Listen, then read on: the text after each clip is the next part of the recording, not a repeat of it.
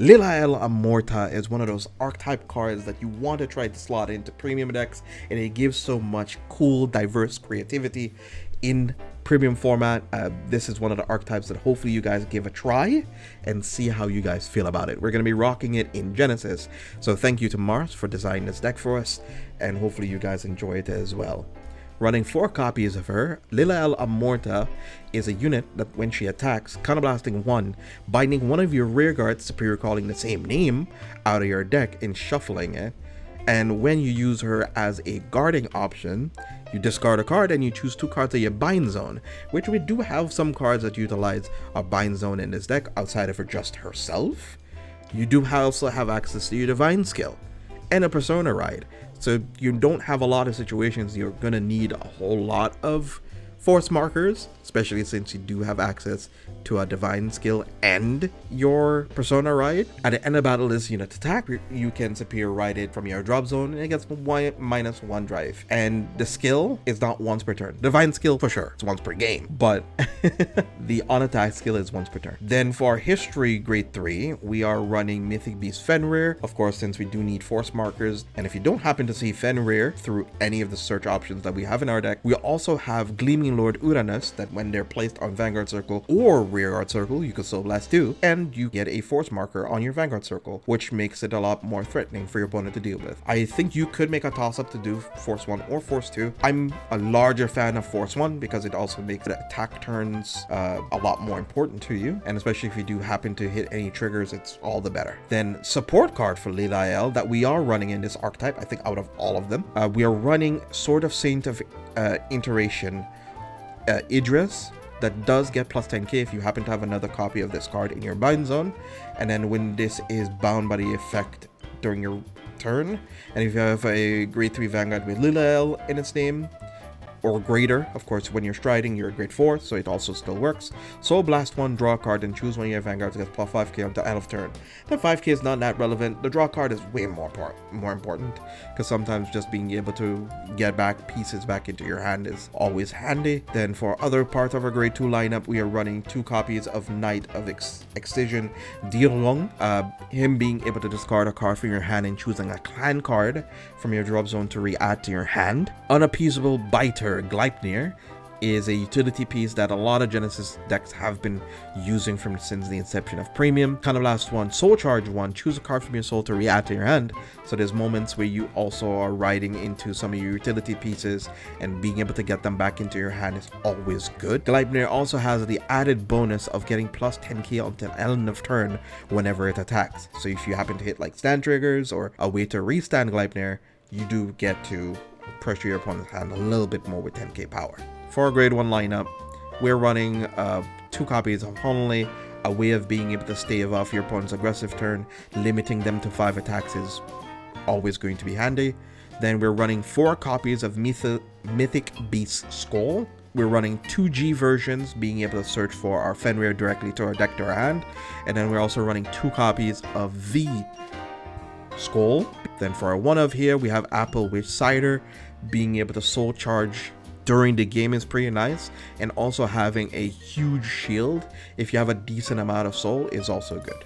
Then we have Witch of Oranges Valencia. So this card particularly combos really well with the Amorta's Sentinel skill, because when this unit is put in the drop zone during your main phase, bind this card, and you do have a decent amount of main phase Soul Blast, like Diorong for example. You could bind this card and then choose 2 cards from your drop zone. 1 gets put into your soul, and the other one gets put to the bottom of your deck. Then for a little bit of counter charge in our deck, we are playing Claimer Harry. It does have a fantastic effect of whenever card is put into your drop zone from your soul during this turn, during either player's turn, you do get to counter charge 1 by putting the card that you soul blasted to the bottom of your deck. And then that's it for the normal units outside of our V starter. Then for the trigger lineup, we are playing Spiritual King of Night Sky Nixla Zelia, allowing you to re-add a piece from in your damage zone back to your hand, and superior calling 1 out of your hand, giving it plus 10k, which is really nice. Or you can just heal. it's really nice. You can also play red OT or you can play blue OT as well. It really depends what you're looking to do in your deck. There's also even argument to play yellow OT too as well, but I feel you can deck out kind of easy with this deck sometimes. It does have pieces of ways of being able to like recycle the deck over and over again, but you can have games where you might not see it, so be very careful. Then our damage crit that we're playing. Then another way of possibly being able to get our bound cards back into our deck is the Regalia of Service Aya. So when you bind her, especially when you're paying the cost for one of your G guards, you can bind this and another heal trigger, and then using Amorta's defensive skill, you can send those two back into your deck.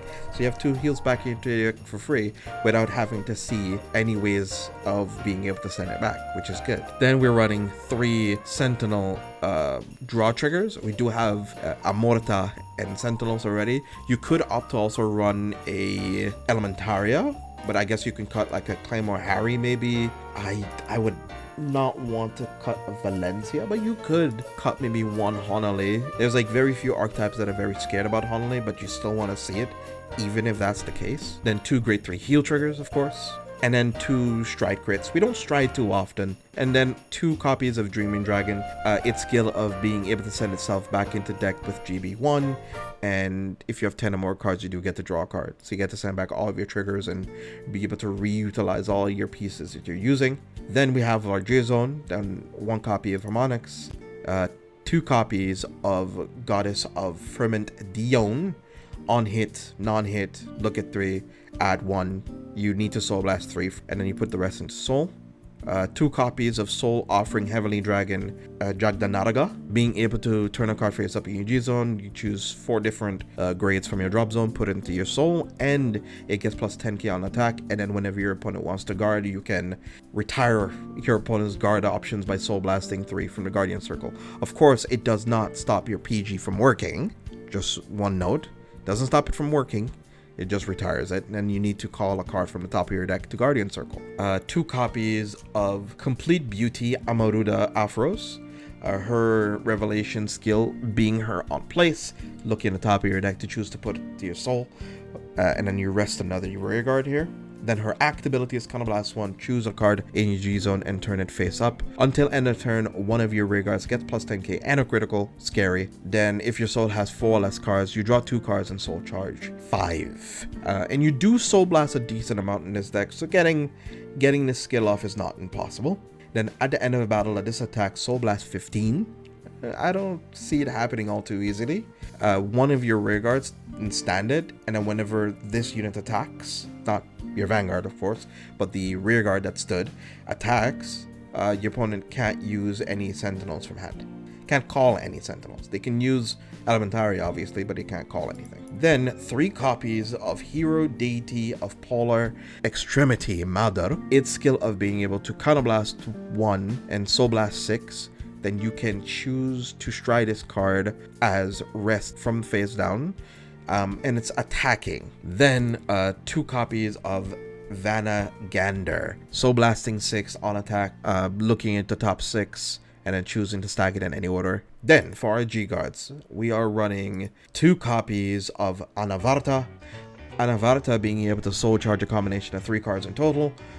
And minusing a crit 2 on a unit that your opponent controls is something that you don't need to worry about, especially if your opponent's Vanguard has a restand effect.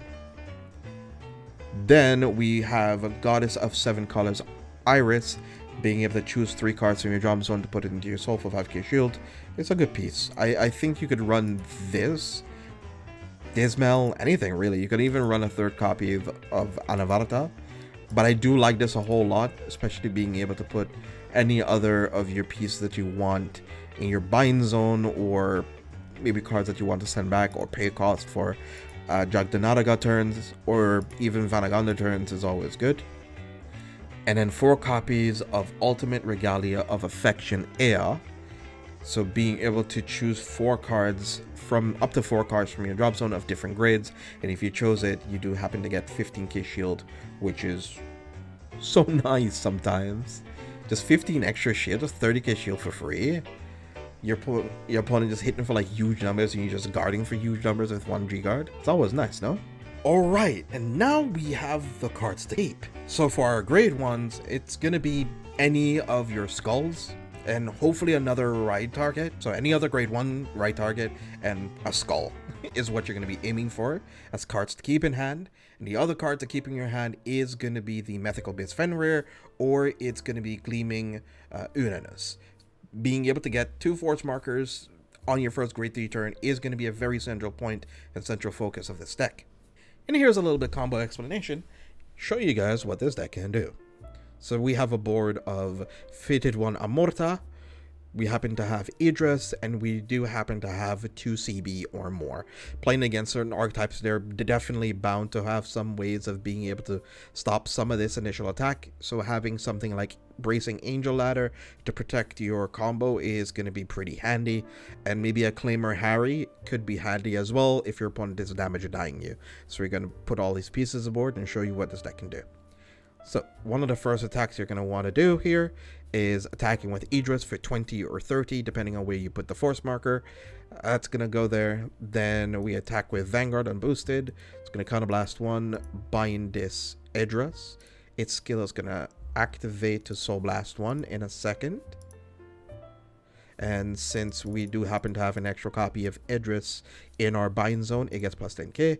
We Soul Blast the Amorta that we have seen so far, which is good. Then we have our Twin Drive, first check, nothing, second check, draw trigger. That's a pretty good one. We can give it to our booster in the back row, or we can give it to the Will+dress again, or we can give it to Claimer Harry. Then Claimer Harry skill, we can choose to put the other Amorta to the bottom of the deck, but we don't really want to do that. We're going to save it for something else. Then we activate our Divine skill here, since our opponent's Vanguard is going to be at grade 3. Then we write this card from our drop zone using our Divine skill, resetting our potential attacks again. And then we do happen to have another Will+dress again. We attack. We attack again. Then we attack here. Then we do happen to have a skill from our binds and from our G zone, which is going to be Counterblast 1. Spear Stride into Madurk as rest.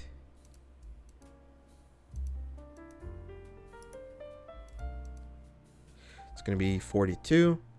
Gonna resolve a couple skills here to make this a little bit more safe. In all honesty, you're probably going to want to do the Claimer Harry a little bit sooner, actually. So we're going to use the Will+dress from the previous attack step to counter charge 1 again, so this makes this a little bit easier to resolve. That goes to bottom. We counter charge 1, we draw a card off of Will+dress, and then we do Madurk to counterblast, and then Soul Blast 3, Soul Blast 6 actually.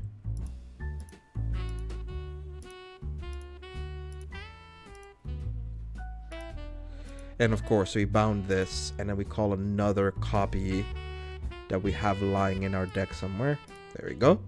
And then we have this here going on, another 10k here. It's going to be attacking 46 by itself with whatever potential triggers you have. It's going to be first check, second check, and third check. It's going to be all nothing, but that's all right. Then we swing here for 46. Then end of battle. Nothing else happens. And then end of turn, this returns itself to deck, and then we have these 7 cards return to deck. And if you're playing like any triggers that you use, or G-guarded or PG'd or whatever have you, get to send those back to your deck as well. So this Will+dress here is going to be your main bind target, but you can also bind cards like Gleipnir, you can bind the Diodung, because also it's when it's placed, it's not just on Vanguard, it's not just on like call from deck or whatever, it's also just placed in general. So it could be even placed from drop zone, it also triggers. And there we have it. I hope that you guys enjoy this one. It's gonna be episode 6. I'm gonna try to see if I could churn a couple more cool little in-between videos, maybe. No promises for sure, but fingers crossed. If you feel like we've missed anything, let us know in the comment section below, and don't forget to like, share, comment, and subscribe. Till next time.